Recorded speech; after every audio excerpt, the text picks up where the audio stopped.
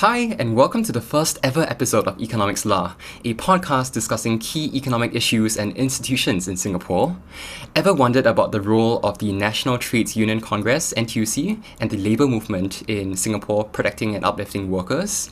In lieu of the upcoming May Day celebrations come May 1st, our first episode will talk about labour unions, how they advocate for workers' interests. We will also touch on the possible drawbacks of labour unions globally, and how Singapore's unique tripartite is our open secret ingredient to protect workers without compromising our economic development. Joining us today is Deputy Secretary General of NTUC, Mr. Chee Hong Tat. Hi, Mr. Chee. Thanks for joining today. Hi. Hello, Reno, and hi, everyone. Yeah, thank you. So our listeners today, I think they're still quite new to the whole concept of labour unions. It'd be really helpful. Could you tell us a bit more? What is the role of NTUC? Okay. NTUC actually has been around for quite some time already. We were formed on the 6th of September, 1961. So this year we are celebrating our 61st birthday. And throughout NTUC's history, actually we've been through quite a lot of ups and downs. But there were some very critical moments in our history that maybe I can share with all our listeners. Yes, sure. Like many other labour movements around the world, the main purpose of labour unions is to protect our workers, is to champion and advocate for our workers. But the difference is how we do it and what is it that we want to achieve through the advocacy, through our efforts to help workers. So this is something which NTUC went through a big change in the late 1960s when we had our what we call modernization seminar. Okay. Yeah, so in those days, our forefathers, Dr. Goh Keng Swee, our first Secretary General, Mr. Devon Nair, they came together and they said, we cannot continue this business as usual. We have to innovate the union business model. Because if we continue to take the traditional union approach, which was what we experienced in the early part of NTUC's formation, confrontation, going on strikes, it is going to scare away investors. And if you recall, Rainer, in the late 1960s, the British announced that they're going to withdraw, from Singapore. Yeah, that's right. I think we learned that in school. And so everybody was so worried about job losses. And then what are we going to do to create new jobs to be able to absorb all these workers who are going to be affected when the British withdrew? So the labour unions then decided that the better approach is to actually grow the pie, the economic pie. So that employers will want to invest in Singapore. We have stable labour management relations. We create a conducive environment to attract investments and then generate growth, create new jobs. And then that in turn will allow our workers to share in the gains of economic growth. So that was quite a pivotal moment because it required a change in the mindset from confrontation to collaboration. I see. I think you shared a lot about the entire goal and the approach of being very collaborative, and the entire purpose of labour unions, NTUC, is to protect workers, right? But can we find out a bit more? Would you like to share what sort of tangible action has NTUC taken to further workers' interests in the recent years, perhaps? So as you know, NTUC, we are a congress, so we have affiliated unions and also associations that are affiliated to us. So each of these unions represent different groups of workers in different sectors. We have those in manufacturing, we have those in education, healthcare, hotels, F&B.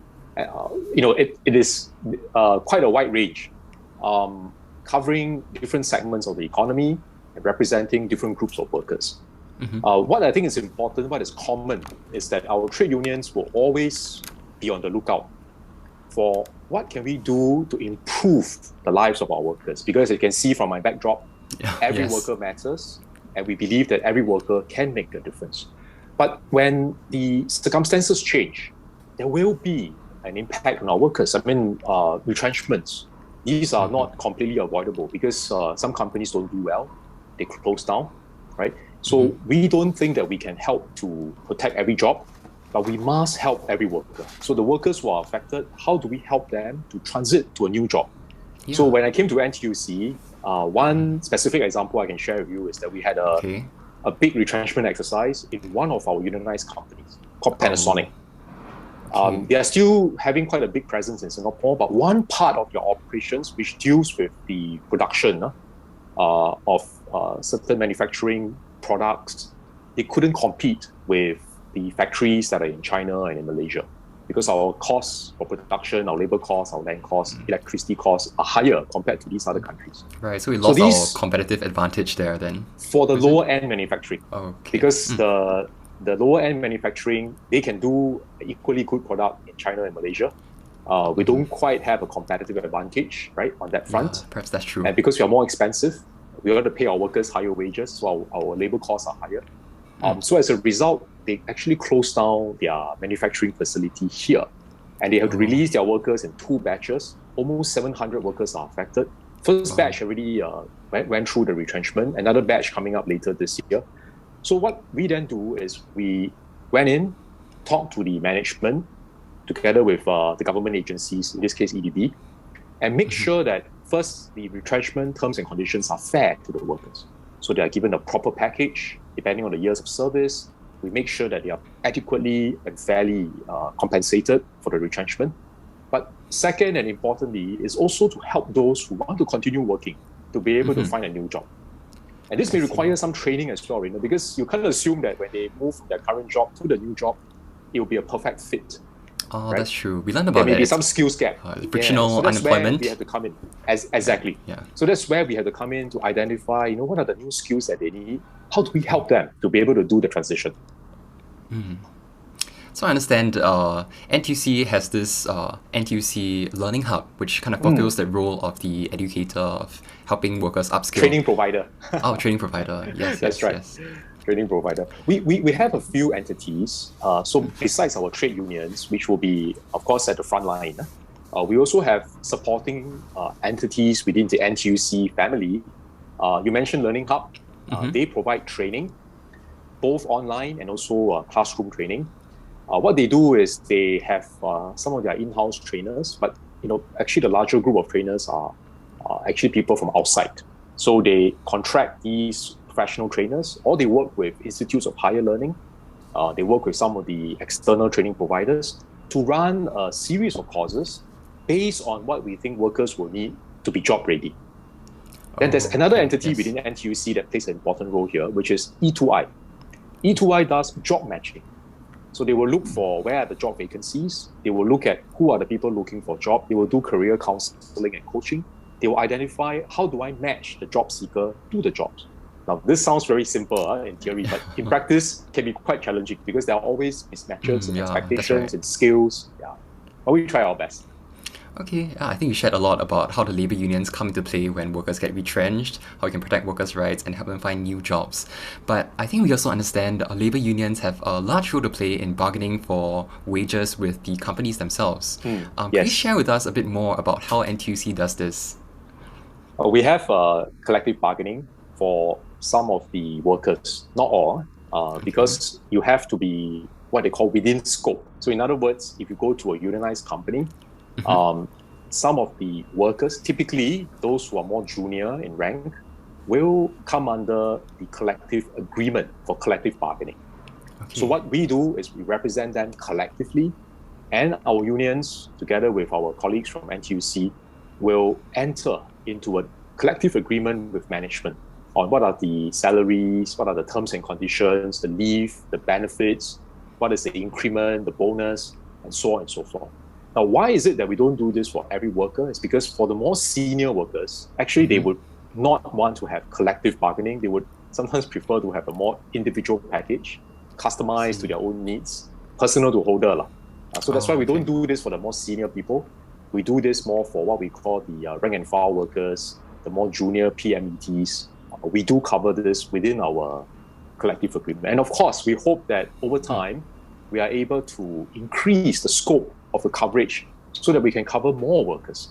And I think this is relevant because our workforce is changing, the profile is changing. We used to have many rank and file workers in Singapore, but as you know, young people like yourselves, your generation, actually most of them would start off as PMETs. So we do need to make sure that we are able to move in tandem with times.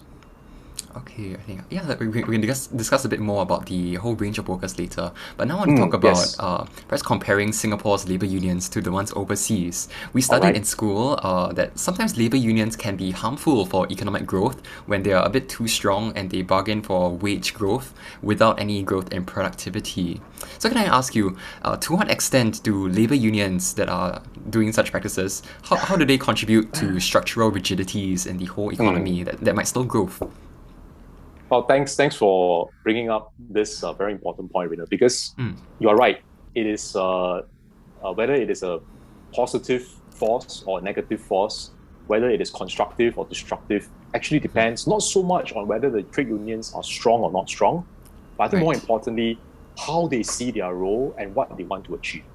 So, like in our case, for example, we believe that NTUC's strengths actually, is an asset to our tripartite partnership because when we are strong, when we are able to represent the workforce adequately, we are better able to reflect workers' concerns. We're better able to mobilize workers to support productivity improvements, skills upgrading, business and workforce transformation. So these are actually important to the employers too.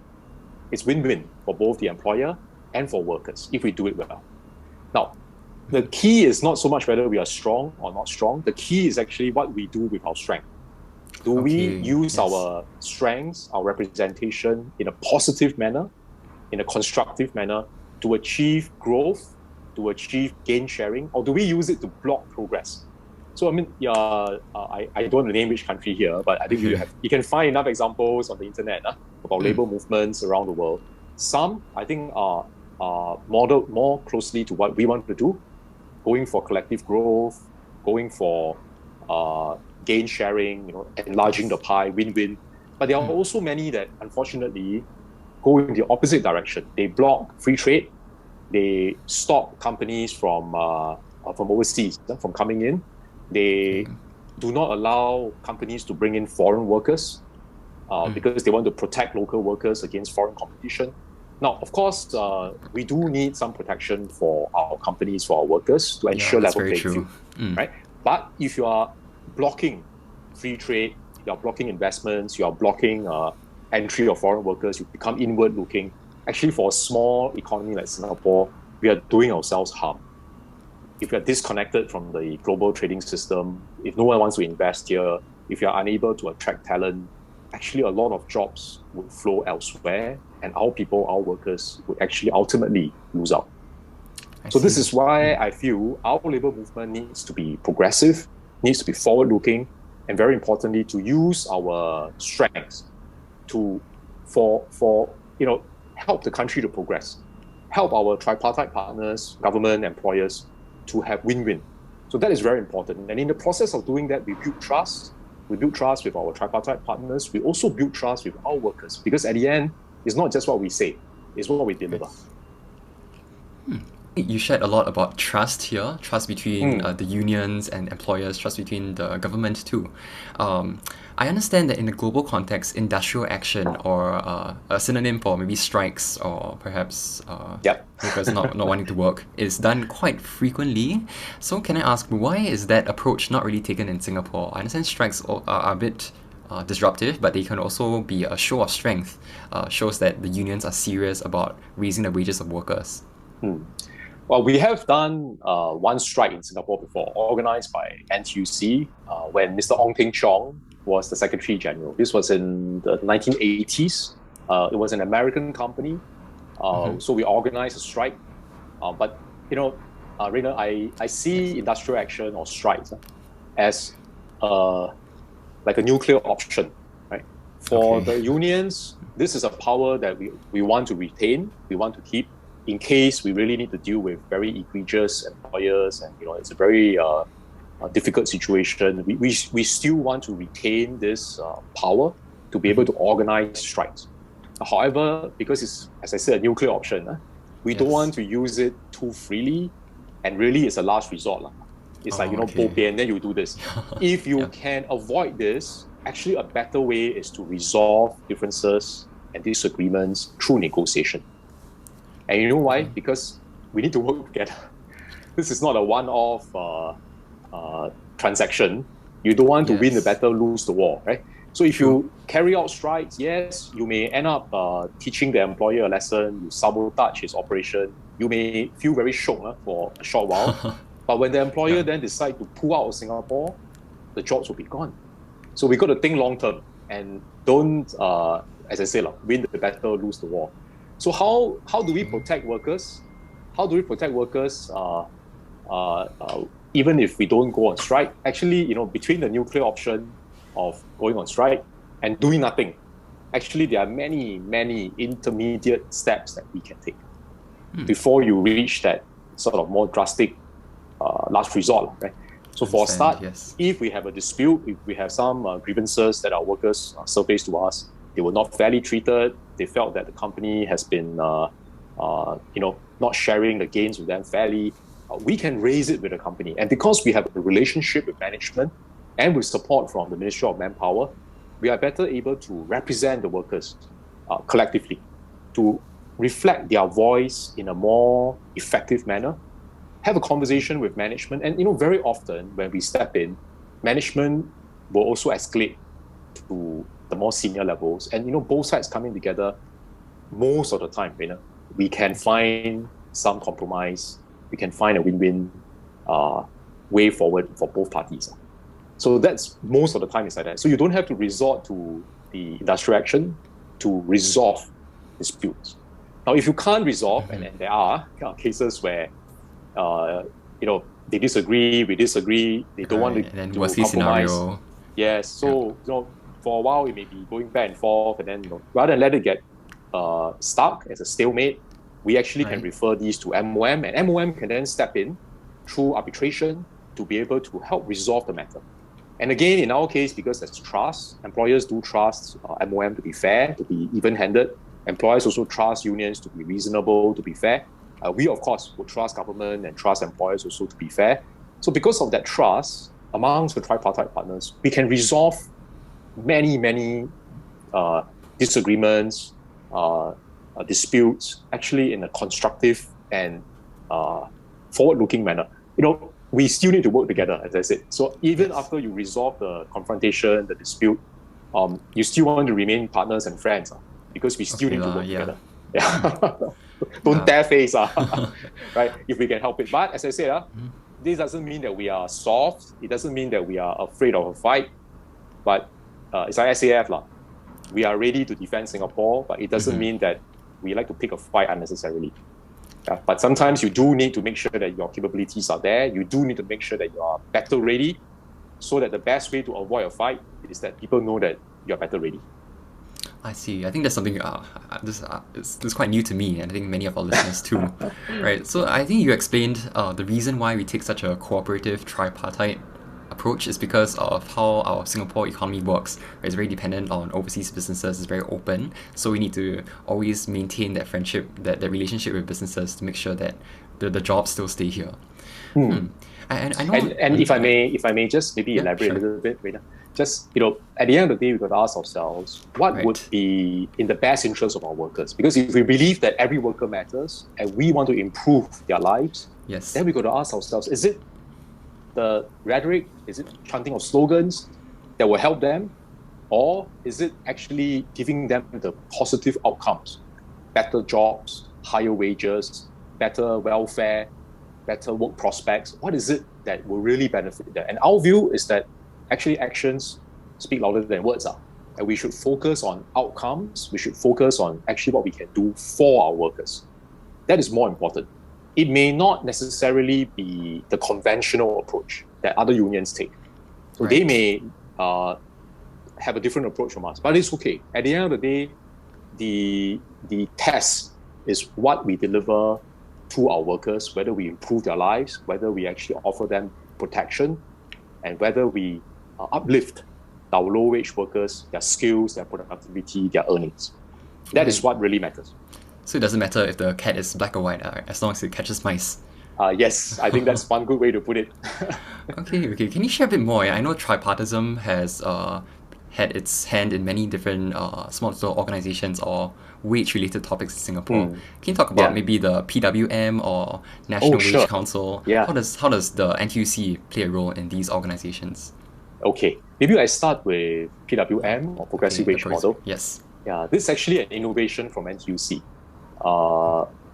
We recognized some years ago that it is not sustainable, not tenable, if there is very wide disparity in earnings between lower wage workers and those who are median wage earners and high wage earners. Because while from an economics point of view, you may argue that this is how the economy will allocate resources for optimal sort of outcomes. Right, the free market from an economic point of view, that's right. But from a social point of view, it undermines cohesion, and we will not be able to be united as one. And that is important, right? I mean, we are not just operating an economy. We are operating a country. We are operating a society. We are a community. There are more things in life than economics. Even though I know this session is economics, but there are more things in life than economics. And we do need to make sure that in order to create the right conditions for economic growth, we also need to pay attention to social unity, cohesion, and making sure that people can progress as one, leave no one behind. So how do we do that? This is where, I remember something that my economics professor taught me. Okay. He said that, in economics, we must always judge the effectiveness of a measure or policy by the incentives and the outcomes, and not by the motivations or the intent of its proponent. And you think about it, another way to say this is that good intention can actually lead to bad outcomes. Right? So having a good intention is necessary, but insufficient. So in this case, we all want to uplift the wages of our low-wage workers. But the question is how? How do you do it? And this is where we deviate in our approach from some other proponents of measures like, for example, minimum wage. They feel that minimum wage is the more effective, more direct, quicker way of doing so, simpler. Well, yes, to some extent, I think that's true because you just have a minimum wage rather than have this rather complex wage ladder, skills ladder. But maybe I explain a little bit why we feel that progressive wage model is a better way than minimum wage. It's more complex, but it is more effective and I think gives you better outcomes. Okay, sure. Now, minimum wage, what is the biggest danger of minimum wage? Is actually the risk of unemployment, or what we call disemployment. Because if you set the wage too low, it's not meaningful, right? You set the wage too high, the workers could end up losing their jobs. Employers may say, in that case, I don't hire the worker because the wage set is too high. So this is the danger of a minimum wage. Now, I'm not saying that minimum wage, the people who propose minimum wage are trying to make the workers lose their jobs. Certainly not. They are also thinking of how to help the workers. But as I said, good intention need not necessarily lead to good outcomes. We got to think what through about the incentives. the right level then? You covered if it's too low or if it's too high. But what about the right level? What is the right level? What is the right level? That's actually very subjective, right? Because that's right. You have so many different sectors, you have so many different companies, you have so many different groups of workers. When you set a minimum wage in many other countries, it's basically just one number. Okay, so the danger of that is that it could be too low for some, it could be too high for others. When it's too low, it doesn't make any impact. When it's too high, you could cause some workers, especially the lower wage workers, the more vulnerable workers, to lose their jobs, right? Inevitably, cause them to lose their jobs. So this is where our approach is a bit different from something like minimum wage, which is what most countries do. We come in and say, I think we need to pay attention to two very critical elements that will go beyond minimum wage. First, wage increases need to go hand in hand with productivity improvements and skills upgrading, right? And that's why we tie the wage ladder, which shows how the workers can earn higher wages over time, contingent on them achieving also higher skills and better productivity for the sector. And this will require a collective tripartite effort to achieve. So in other words, it's not just the employer's responsibility to pay more. It's also the union's responsibility to mobilize our workers to go for training, to support enterprise transformation and productivity improvement projects. And it's also the government's responsibility to come in and to help companies to transform through the various grants that government provide through a conducive regulatory environment. So this is the first important element. The second important element is that we don't think we should put all the cost burden on the shoulders of employers alone, because then that will really deter them from hiring lower wage workers. But what we do is instead we say, okay, part of it comes from the employer, but coupled with productivity improvements and skills upgrading. And another part of it actually comes from workfare income supplement, which is actually a government redistribution scheme. So what government will do is government will collect taxes, and using some of these taxes, reallocate part of it to help lower wage workers by topping up their salaries. Think of it like a negative income tax. When you are lower wage workers and you work, instead of taxing you, I actually top up your wages, give you additional wages, give you additional CPF, so that your total earnings, part of it will come from progressive wage model from the employer, part of it will come from government through workfare income supplement. So I think this is a more complex scheme compared to just a pure minimum wage. But we feel this can help us to achieve better outcomes because you first reduce the risk of disemployment, and second, you give the workers a sense of progression. That it's not just one wage. That over time they can actually aspire to even higher wages by improving their skills, by improving productivity. I see.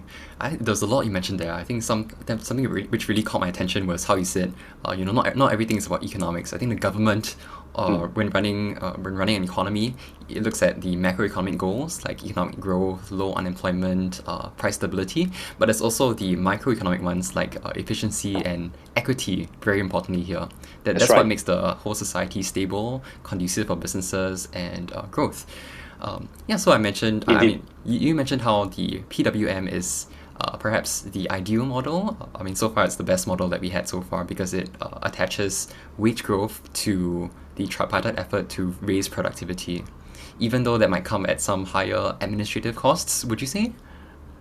More complexity, and also when we first started, not every sector has adopted progressive wage model, so the coverage is not quite enough. But I think in the latest move, under the tripartite work group on low wage workers, we have significantly expanded the coverage through a combination of progressive wage models to cover more sectors, including now F&B, retail, and also occupational progressive wages, covering drivers, covering administrative executives, and then the local qualifying salary, which is what MOM has put in place to protect the wages of local workers in companies that, if they want to hire foreign workers, they have to pay our local workers, at least local qualifying salary. Oh, I see. So a lot here you mentioned some government policies, and I think NTUC must have had a role to play in negotiating the levels of income. As part of that tripartite work group. So this is the tripartite effort. And this is important because, you mentioned National Wage Council, right? Similar to National Wage Council, progressive wage model, these are all what we call negotiated outcomes. So, and that is also why we are confident that employers will support, because they are part of the discussion, they are part of the proposal. It's not something that the unions propose in isolation or government do it, behind closed doors. We formed this tripartite setup with the SNAF, which is the Employers Federation, and with government, with MOM, then of course NTUC representing the unions and the workers. So three parties coming together, agreeing on what is the way forward, what are the levels we want to set, how we want to pace ourselves, how we want to build in the necessary safeguards, so that when we implement, I think the outcomes will be better. The buy-in is there. Right. You mentioned how there's that tripartite approach, right, with representatives from NTUC, the Singapore National Employment Federation, SNEF, and Correct. MOM, Ministry of Manpower. But I think, with such a small group of representatives, it's only effective if it can really encapsulate the entire spectre of workers or employers or everyone's interests. Right? I know NTUC, amidst a global environment of declining union labor. Amidst a global environment where, say in the USA, there's less than 10% of unionized workers, NTUC currently has over 1 million in Singapore and is still growing. Right. Can you share with us how NTUC tries to include as many workers as possible and how it remains representative of all these workers? Yes.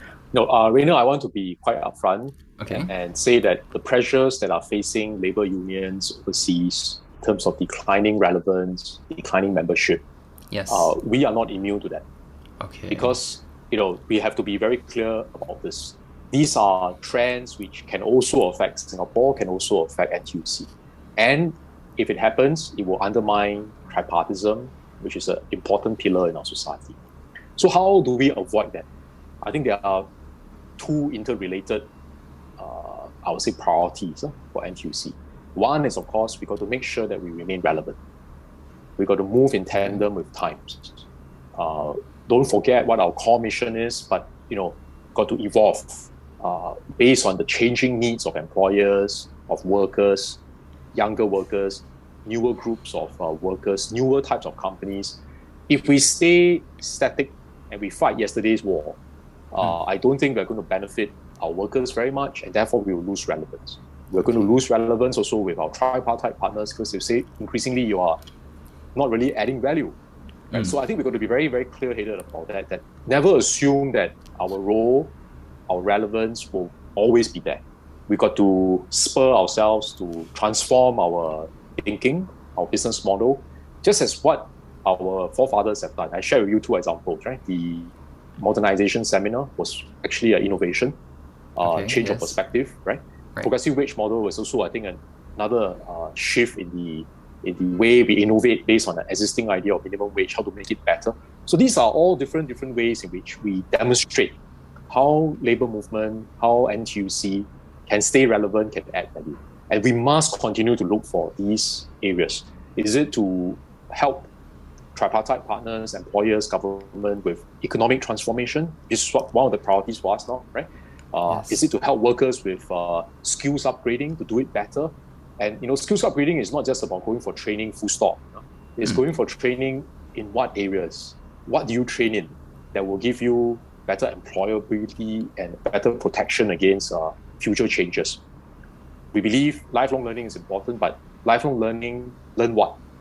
Right? Yeah, so this is not something which is so simple, because you've got to understand from employers' point of view, what are the new jobs that they are creating? What are the new skills that they require?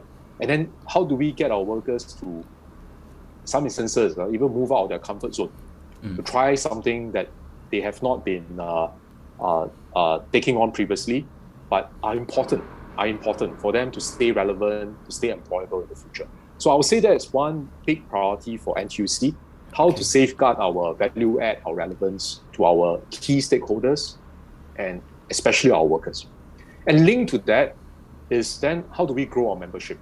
Because there's no point, as you said, if let's say our membership base keeps shrinking, the people who are with us now retire and new ones don't join, or people who are with us now quit, right? And then we can't recruit new ones to join us. So over time, your base gets smaller and smaller. Up to a certain point, you become also not very relevant and influential because you don't represent a significant proportion of workers. Yeah, that's so right.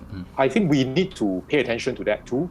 And we need to be better able to sell what are the benefits of joining NTUC, of union membership, the protection, is it the skills upgrading that we provide in terms of support? Or is it really also, in addition to that, all the social benefits that we provide through our social enterprises? Now, if I give you just a few examples, okay? Yeah, you can sell it to me. Every year, if let's say you join as an NTUC member, right? Full member, you pay $117 per year in terms of your membership fee. Okay? Yeah. That may sound like a lot. 117 per year. Right. But is if you worth think it? in terms of, the question is not whether it is expensive or cheap, it is what you get in return. Okay, yes. So if you pay 117 and you get much more back in value in return, then worth it, right? But if you pay 117 and you get nothing in return, then not worth it. So 117 is not so expensive, but people are thinking in terms of what do I get? Now, I'll give you a few examples. If you shop at Fair Price and you are an NTUC member, you get 4% rebate on top of all the discounts that Fair Price is offering. Because they have all this discount, right? Monday, this discount, Tuesday, that discount. Now the new one is every Friday, you have a additional 5% discount on 100 essential items. Okay. But on top of all this, if you are an NTUC member, you get an additional 4% of rebates. Now, this 4%, if you spend, say, $300 per month on groceries, you buy from Fair Price, every year you will spend $3,600, right? Around there, I guess. Yes. Let's say, let's say we say 3,000, okay? You spend 3,000 per year. 3,000, 4% or 3,000 is 120, right? Yeah. That will already be more than the 117. So, and that's only one of the benefits. You go to kopitiam, eat breakfast, you go to Rice Garden, you order their rice set. You go to NTUC Income, you buy insurance, and you're an NTUC member. You go to Wow Wow Wet, you bring your family, you go with your friends. There are many, many more. We have actually a whole long list of different benefits. So if you add it all up, actually, the 117 is worth it. But we need to find a way to communicate this more clearly. We need to find a way to sell the benefits of union membership, both in terms of the protection at work, skills upgrading, right? For you go for training and lifelong learning. And I think the social benefits of all these different schemes that I mentioned. Of course, now May Day coming. In the month of May, if you are an NTUC member and you go and drink kopi or teh at our kopitiam, 50 cents. I don't think there's any other outlet that can offer you such a good deal. Yeah, thanks so much, Mr. Chee. I think you mentioned so many benefits you get with NTUC membership. I think many of us, we're just students, we're below working age even. So I think that's something we'll consider when growing up and joining perhaps NTUC. Good. Happy to hear that, Reina.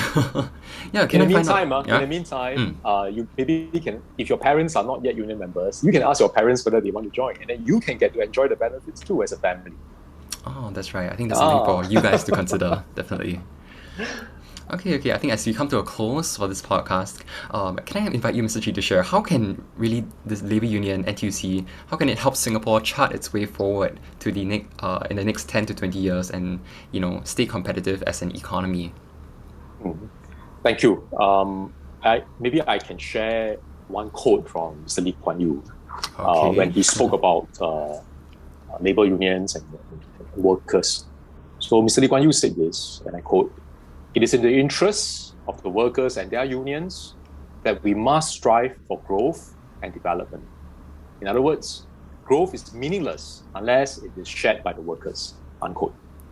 Okay. Now, why did Mr. Lee say this? Because I think Mr. Lee is very clear, growth is not an end in itself, but it's a means to achieving better lives for our people, for our workers, for our people. So I think this must still remain the priority and the focus for our tripartite partners going forward. Now, even though in the near term we can see some dark clouds in the global economy with the Russia-Ukraine conflict, with inflation rising, with the COVID situation in China causing disruption to supply chains, and livelihoods. So definitely, I think there are some challenging dark clouds and things that we do need to watch out for. However, if you look at in the medium to longer term, I still feel that Singapore's growth prospects is a rosy and optimistic one. So for young people like yourselves, don't feel that we have reached the limit of our growth. Don't feel that this is Singapore limited. No, actually, our growth potential, we still have quite a lot of room for us to innovate, to push the boundaries, and to be able to grow further together with the region. Okay, so I say this because Asia, there will be ups and downs, right? But if you look at the medium longer term, Asia still has good growth potential, provided we maintain regional stability, we maintain openness to trade, to investments, to the flow of ideas and talent, and make Singapore that hub in the region. Make Singapore that nerve center and the launch pad where talent and ideas and capital can come to make things happen. So we have, of course, many of our fellow Singaporeans who will benefit from this process, because when we have flurry of activities, investment activities, startups, companies that invest, and this could be high-tech companies like what we see, the Facebook, the Google, the Amazons of this world. It also could be manufacturing companies like Dyson. All the interesting activities that are happening in Singapore will create more good jobs for our people. Yeah, but that's great. We need to make sure that our workers are ready. We need to make sure that they are adequately skilled and they are ready to take on these interesting jobs. So that's where unions come in. right? That's right. And so part of that must be then what is the role for the union? And as I said earlier, our job is then, while we want to achieve all this, is to do two things. Number one, partner government and employers to grow the pie, because then we can achieve the upside. We can achieve the growth, we can achieve the jobs, we can achieve the increase in wages, the standards of living. So that's one thing which unions want to participate in, help to be part of the growth story. But second, and this is where what Mr. Lee Kuan Yew said is relevant, we cannot assume that growth full stop will be enough, because growth is not an end in itself. Growth is a means to improving lives. And we need to make sure that when there's growth, that there's fair gain sharing for our workers. Right, that is equitable. That's right. That's right. So that we are able to move forward together as one united people, and we leave no one behind. And the unions can play this role through our care and share program, through our uplifting efforts, through our advocacy and championing for our workers, and also looking out for new sectors. So, for example, we have gig economy. We have new types of companies coming in. How do we innovate the way we protect workers in these sectors? It may not be the exact same union model that we used to have for manufacturing and for hotels. We may have to think out of the box. How do we protect the workers in a different way? I see. Yeah. So it's always innovating to stay relevant. Oh yes, we have to. You don't move forward, you move back. That's very similar to businesses. Yeah, I didn't know unions had to operate like that too. But anyways, thanks so much for sharing. I think today some of my main takeaways, just sharing with our audience, is that, I used to see unions as this entity advocating solely for higher wages, is against the government. But I kind of saw that, in Singapore, unions have a bigger purpose to play, not just protecting workers, but protecting the entire equitable income distribution and the cohesion of a society. So I think that's a very important role, and I'm glad NTUC is here in Singapore to be that connector for us. Yes, to build a better tomorrow for you and me. Okay. Yeah, we'll end up on that tagline. Thank you so much for listening, and we'll see you on next episode. Thank you very much for giving me this opportunity, Reina, and may I wish all our workers a happy May Day, and all our Muslim friends, Selamat Hari Raya.